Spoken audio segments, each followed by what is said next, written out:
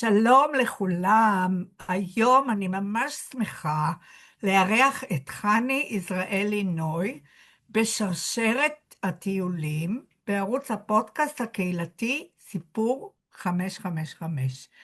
חני היא מורה רוחנית להתפתחות אישית ותודעתית ומנחת מסעות תודעה מדהימים. חני מייסדת בית הספר למסתורין לחוכמת למוריה, וכבר שנים רבות היא מובילה אנשים בתהליכי התפתחות, ריפוי והתעוררות רוחנית.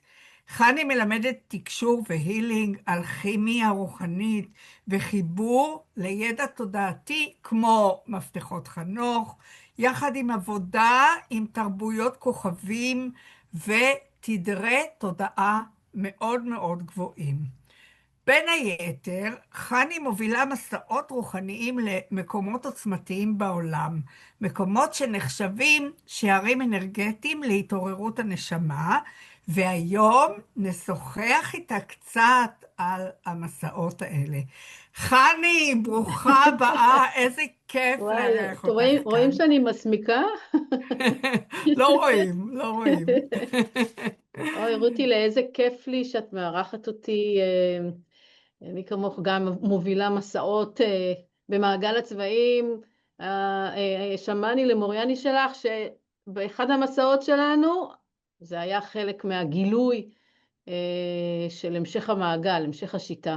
זהו, היום אנחנו סוגרות, רק להגיד לצופים שלנו שאנחנו סוגרות מעגל קטן, כי את המסע הרוחני הראשון שלי אני עשיתי איתך להר שסטה, ושם היה לי איזשהו גילוי להמשך המעגל. מדהים. וזה מדהים, ועכשיו אנחנו סוגרות את המעגל הזה. תודה לשרשרת הטיולים.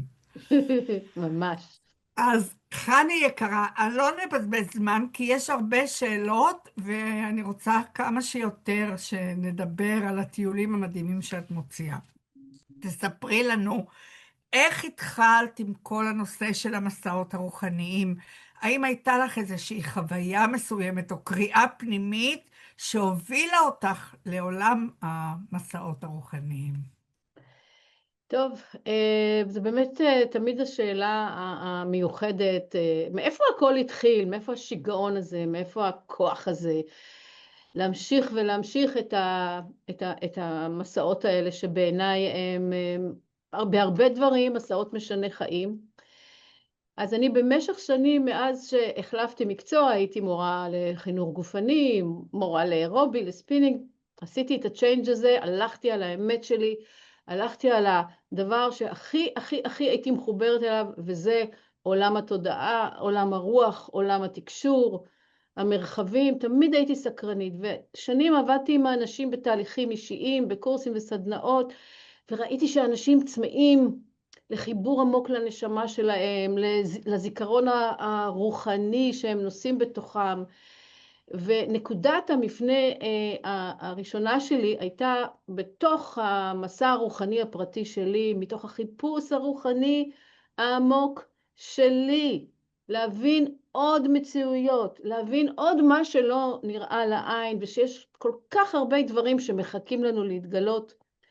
אז הנקודת מפנה המשמעותית ביותר של חיי, אני ממש יכולה להגיד, זאת הנקודה המעצבת שלי, הייתה ביום, ב-2010, ביום ששמעתי את הקריאה להגיע להר שסטה. עד אז לא ידעתי, לא שמעתי, לא ראיתי, לא הבנתי, ואני הרגשתי מגנט מטורף מתחבר לי ללב, והגעתי אליו. ורותי יודעת הסלוגן שלי, שזה סיפור אהבה בין הר לאדם, ממש ממש. אז השהייה במקום הזה הדליקה את הניצוץ האלוהי שבי. כאילו משהו אחר, בנוסף לדברים שאני עוד עושה, התפתח, ואז באמת הגעתי להר שסטה, והגעתי עוד פעם, כי אני קיבלתי ממש הוראה מגבוה, שיש לי שליחות, לא ידעתי מה היא, לא ידעתי מה רוצים ממני, כולה נקראתי להר, ואז באמת מתוך החניכות שעברתי שם עם מורות רוחניות, גם קיבלתי להקים או לפתוח מחדש את המוסד שנקרא בית ספר למסתורין, וזה קרה, וגם קיבלתי המון ידע והמון קורסים עבור הלימוד בבית ספר הזה, וגם התבקשתי להביא קבוצות כדי שיחוו את המסע העמוק שלהם. מדהים. ובמהלך השנים ידעתי שאני נקראת למקומות בעולם במקום שהנשמה שלי חייתה. לגמרי, לגמרי אני יכולה להעיד שכל המקומות שאני מבקרת בהם בעולם, שהם קשורים לסיביליזציות עתיקות, יש לי שם חלקיקי נשמה. אז קודם כל אני באה לאסוף אותם, ואז אני באה להתחבר למקומות האלה שמשהו בתודעה נפתח בצורה מאוד מאוד עמוקה, וזה חלק מהסיבה